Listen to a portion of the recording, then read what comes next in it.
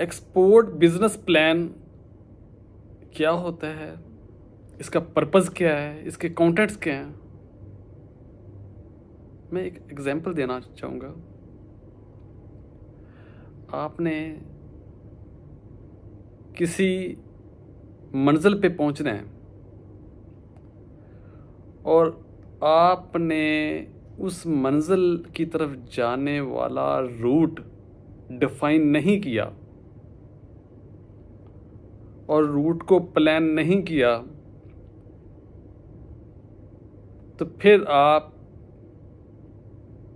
बहुत ही मुश्किल है कि अपनी मंजिल पे पहुंच सकें।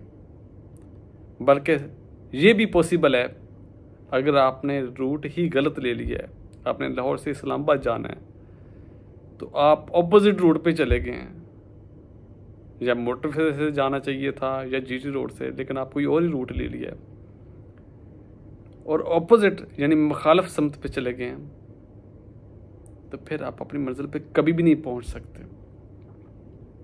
तो बिजनेस प्लान बेसिकली आपका रोड मैप है, रूट प्लान है कि आप किस मंजिल पे पहुंचना चाह रहे हैं। तो इसको अगर इसके कंटेंट्स और इसका पर्पस समझना है, तो मेरी जो बुक है complete import export business manual, उसका चैप्टर 1 पेज 15 पे मैंने इसके कंप्लीट मेंशन कर दिया है। वहाँ पे मैं मेंशन किया हुआ है, an effective export business plan shows everything you have devised for commercial operation abroad. यानी बाहर एक्सपोर्ट करने के लिए जो भी आपने कमर्शियल ऑपरेशन एडवाइस किए हुए हैं, उसके लिए जो कुछ भी आपने गाइडलाइन लिखी हुई हैं, वो उसमें क्लियरली मेंशन होने चाहिए। और इसका जो पर्पस है और इसका जो फंक्शन है और कंटेंट्स है, ये किसी भी कंपनी का द मोस्ट डॉक्यूमेंट बन जाता है। लेकिन उसके लिए कंडीशन है। कंडीशन क्या है कि it is neither A manual nor a short story. ना तो ये मैनुअल बन जाने चाहिए, ना तो ये इसकी ज़रूरत इतनी नहीं है कि बिजनेस प्लान आपका बॉक्स फाइल में बनावे, और ना ही ये कि एक पेज में सारा बिजनेस प्लान बनावे। कंसाइज होए।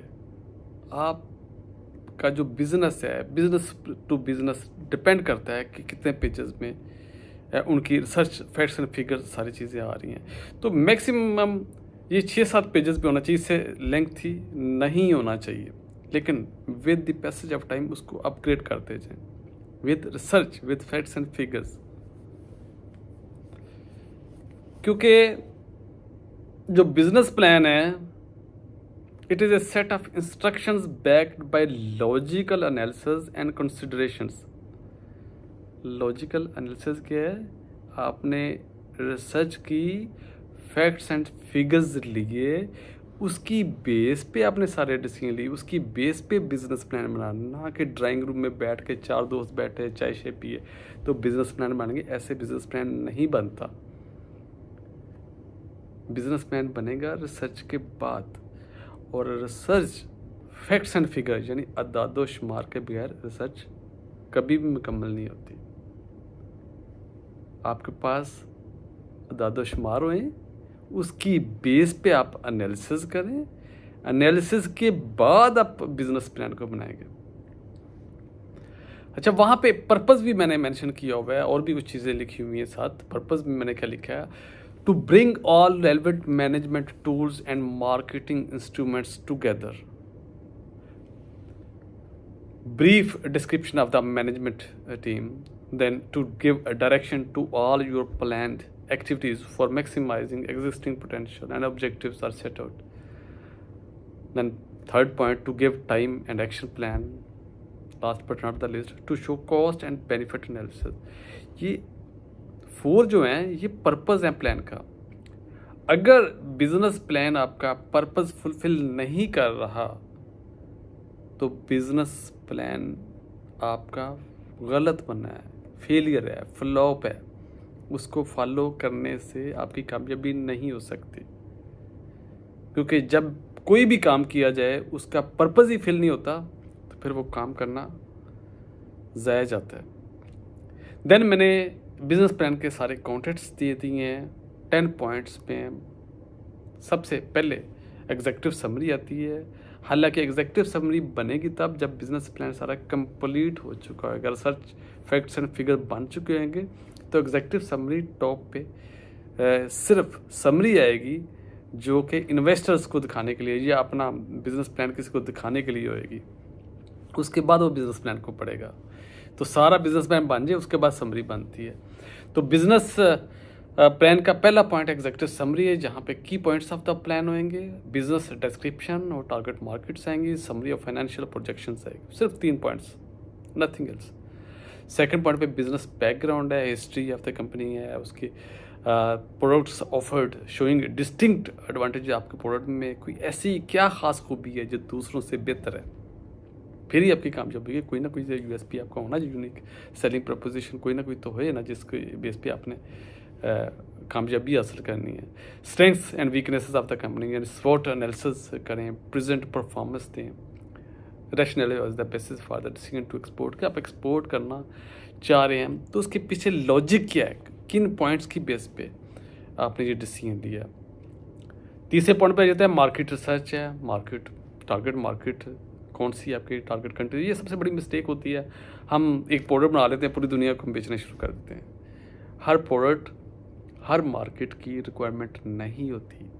अगर रिक्वायरमेंट है तो उस प्रोडक्ट में मॉडिफिकेशंस की ज़रूरत होती है मार्केट की रिक्वायरमेंट के मुताबिक, फिर ही वो प्रोडक्ट कामयाब होती है। तो टारगेट मार्केट आपकी कौन सी है, मार्केट की कंडीशंस क्या है, वहाँ पे एग्जिस्टिंग डिमांड क्या है, कंपटीशन कितना है, स्ट्रेंथ्स क्या है, वीकनेसेस ऑफ द इकोनॉमी क्या है, बैरियर्स टू द एंट्री क्या है, मार्केट में कंपटीशन जो है प्राइसेस क्या हैं, पोटेंशियल कितना है। आप हिस्ट्री तो देखें ना जाके कि ग्रोथ है या डिक्लाइन है, और वहाँ पे कितना मज़ीद गैप है जो आपने फिल करना है। नंबर 4 पे आ जाता है मार्केटिंग डिसीजंस है, जैसे 4 P's of marketing, product, price, place, promotion. अब तो 7 P's की बात हो रही है, 7 P's की स्ट्रेटजीज लें। नंबर 5 लीगल डिसीजंस हैं। 6 पे प्रोडक्शन फैसिलिटीज़ डिसीजंस हैं, प्रोडक्ट कैपेसिटी के बारे में, प्लान फॉर एक्सपेंशन है, प्रोडक्ट मॉडिफिकेशन है, लोकेशन कहाँ पे। लोकेशन बड़ी इंपॉर्टेंट होती है कि वेदर आप ऐसी जगह पे अपने प्लांट लगा रहे हैं जहाँ पे रॉ मटेरियल्स आपको इजीली अवेलेबल हैं, कॉस्ट कम पड़ती है, या लेबर आपको चीपर पड़ रही है यानी कॉस्ट ऑफ प्रोडक्शन कम आ रही है, या आप पोर्ट के करीब जाना चाह रहे हैं कि आप इनलैंड जो फ्रेट है, इनलैंड जो ट्रांसपोर्टेशन है वो कॉस्ट कम हो सके एक्सपोर्ट के लिए। तो ये डिसीजन आपने लेने हैं कॉस्ट इफेक्टिव कहाँ पे है, किस में ज़्यादा एडवांटेज है। दैन पर्सनल का डिसीजन है, उसमें बेशमार डिसीजन लेने होते हैं पर्सनल में कि पर्सनल रिक्वायर्ड है, किस क्वालिफिकेशन वाला चाहिए, क्या उसकी एक्सपीरियंस हुए, एजुकेशन के बाद एक्सपीरियंस और स्किल्स। उसके बगैर एजुकेशन आपको खाली कामयाब नहीं कर पाती है, आप में रिक्वायर्ड स्किल्स होनी चाहिए। तो आपने जो स्टाफ लेना कौन से वाला लेना, फिर उनको फर्दर ट्रेनिंग्स देनी है तो कौन सी ट्रेनिंग्स देनी है। ये भी नहीं पसंद आप भाई क्वालिफिकेशन वाले ले रहे हैं, फिर कॉस्ट आप बढ़ जाए तो कॉस्ट को भी मद्देनज़र रखना है,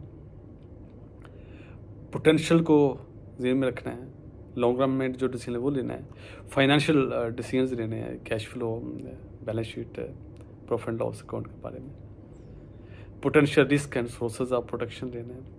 नंबर 9 पे इम्प्लीमेंटेशन स्केड्यूल बनाएं। नंबर 10 पे अपेंडिसेस यानी जो आपने रिसर्च की है, जो भी फैक्ट्स एंड फिगर्स दिए हैं, मार्केट सर्वे की है, ड्राइंग्स हैं, फाइनेंशियल प्रोजेक्शंस हैं या की अकाउंट्स हैं, वो सब चीज़ें आप उसके साथ सपोर्टिंग डॉक्यूमेंट्स अटैच करें, तो देन आपका बिजनेस प्लान कंप्लीट होता है। तो दोस्तों मेरा यही मशवरा है कि बिज़नेस प्लान बनाने में टाइम ज़्यादा लग जाए लेकिन अच्छा बने और टू द पॉइंट बने तो फिर ही उसका फ़ायदा है। इसमें अगर आपने जल्दी की और रिसर्च कंप्लीट ना कर पाए, फैक्ट्स एंड फिगर सही नहीं लिए, तो वे जो भी अपने डिसीजन लिए होंगे, जो 10 पॉइंट्स हैं, जो भी स्ट्रेटजीज आपने बनाई होंगी, वो स्ट्रेटजीज भी इतनी इफ़ेक्टिव नहीं रह जाती। तो मेरा ये रिक्वेस्ट भी है, मेरी ख्वाहिश भी है कि अल्लाह पाक के साथ आप सबको कामयाबी दे। कामयाबी के लिए जो रिक्वायरमेंट्स उसको ज़रूर पूरा करें। हर काम का एक प्रोसीजर है, एक प्रोसेस है, प्रोसेस को कंप्लीट ज़रूर कीजिएगा। किसी मंजिल पे पहुंचना है तो मंजिल का जो रास्ता है वो प्रॉपर लीजिएगा। आप सीढ़ियाँ चढ़नी है, एकदम से छलांग लगा के लास्ट सीढ़ी पे चढ़ना चाहेंगे तो फिर स्लिप होने के चांसेस बहुत ज़्यादा हो जाते हैं। ग्रेजुअली चढ़ेंगे तो आप आसानी से चले जाएंगे। अल्लाह पाक के साथ आप सबको कामयाब करे। अपना बहुत सारा ख्याल किया जाए। Love yourself, love Pakistan, Pakistan जिंदाबाद।